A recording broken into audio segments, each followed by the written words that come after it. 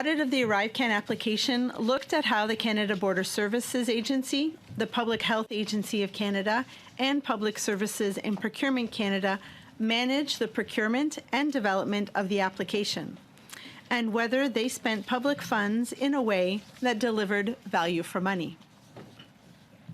I will discuss our findings. The expenditure on the ArriveCAN initiative seemed to defy gravity, with funds evaporating at an astonishing pace, as if cost was a mere afterthought in a grander scheme to pilot a digital ID.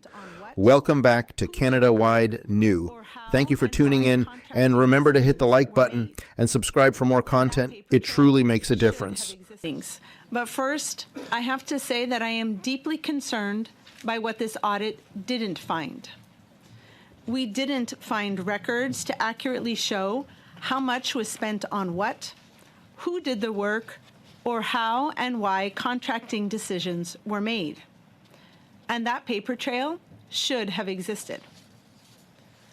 Overall, this audit shows a glaring disregard for basic management and contracting practices throughout ArriveCAN's development and implementation.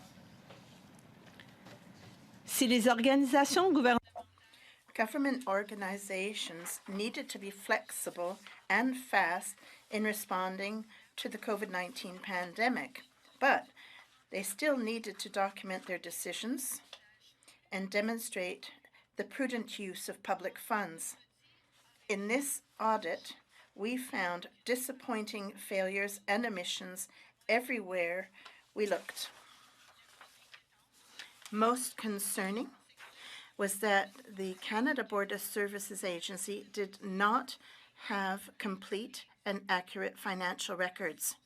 Because of this, we were unable to calculate the exact cost of the ArriveCAN application. By piecing together information available, we estimated that ArriveCAN cost approximately $59.5 million.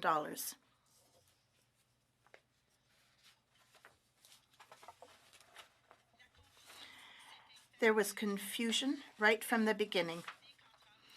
From April 2020 to July 2021, we found that the Public Health Agency of Canada and the Canada Border Services Agency did not work together to establish each agency's responsibilities for ArriveCAN. In this accountability void, neither organization developed and implemented good project management practices, such as developing objectives and goals, and budgets and cost estimates.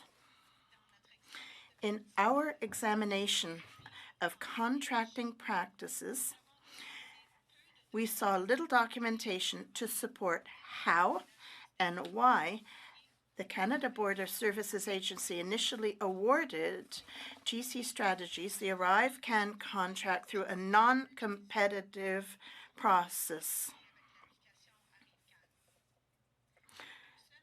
Only one potential contractor submitted a proposal, and that proposal did not come from GC Strategies. We found evidence that GC Strategies was involved in the development of requirements that were used when the agency later moved to a competitive process to award a $25 million contract for work on the ArriveCAN app. The requirements were very specific and narrow. This gave GC Strategies an advantage that other potential bidders did not have. We also found that the Canada Border Services Agency's overall management of contracts was very poor. Essential information was missing from awarded contracts, such as clear deliverables and the qualifications required of workers. When we looked at invoices approved by the agency, details about the work performed and who did the work were often missing. This greatly contributed to our conclusion that the best value for money was not achieved. Finally, we found no evidence that Canada Border Services Agency employees disclosed invitations to private functions that they received from contractors, as is required by the agency's Code of Values and Ethics. This created a significant risk or perception of a conflict of interest or bias around procurement decisions. Public servants must always be transparent and accountable to Canadians for their use of public funds. An emergency does not mean that all the rules go out the window and that departments and agencies are no longer required to document their decisions and keep complete and accurate records. As I said earlier, I believe that this audit of ArriveCAN shows a glaring disregard for basic management practices. As a result, many questions that parliamentarians and Canadians are asking cannot be answered. The lack of information to support ArriveCAN spending and decisions has compromised accountability. Mr. Chair, this concludes my opening statement. We would be very pleased to answer any questions the committee may have. Thank you. And thank you to you once again. Round of question. Each member will have 6 minutes, beginning with the official opposition. Mr. Barrett, you have the floor for 6, and I understand you wish to split your time. Over to you.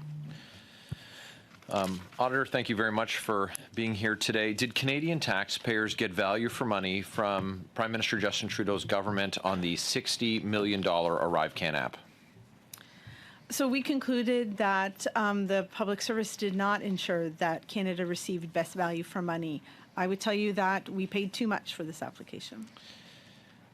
You described it as the Trudeau government having, quote, glaring disregard for management practices, end quote, and poor record keeping, a lack of basic due diligence, and that you were, quote, unable to determine the precise cost of the ArriveCAN app, end quote. So $60 million is an estimate. Is that correct? Yes, we estimated that it cost around $59.5 million. There could be amounts there that should not be linked to ArriveCAN, but there also could be amounts that are linked to ArriveCAN that were not flagged in the books and linked to that project. So it's reasonable to say that it could be more than $60 million. It's reasonable to say that we've put together the best estimate, but it took a lot of effort. We had to go through many journal entries all the way back down to task authorizations to see whether or not items were linked to ArriveCAN. Professional judgment was needed, yes. Right, and just to quote the key facts from your report, it says, quote, this made it impossible to accurately attribute costs to projects, end quote, with respect to the poor record keeping. You've been investigating billions of dollars in government spending over your tenure as Auditor General. Would you say that the Trudeau government's ArriveCAN is the worst that you've seen? So I looked at a lot of contracting that happened during the pandemic when the public service was asked to act quickly and serve the public. This would probably be the first example that I've seen where there is such a glaring disregard for some of the most basic and fundamental policies and rules and controls. Okay, I'll turn it over to Mr. Berchtold, please. Mr. Berchtold, vous avez 30 minutes. 3 minutes, 3 seconds, Mr. Berchtold. Thank you very much, Chair. Thank you, Ms. Hogan, for your report. I want to say first that I'm shocked and scandalized by the way the government of Prime Minister Trudeau has acted. And I quote your press community. You talk about glaring disregard for management practices with regard to the management of ArriveCAN. Now, there was a motion moved by the Conservatives, and we would not be here today and to actually examine the practices of government. And the Liberal members of Parliament voted against the inquiry, and here today we're seeing troubling outcomes. Now, Canadians, did they get value for money with ArriveCAN?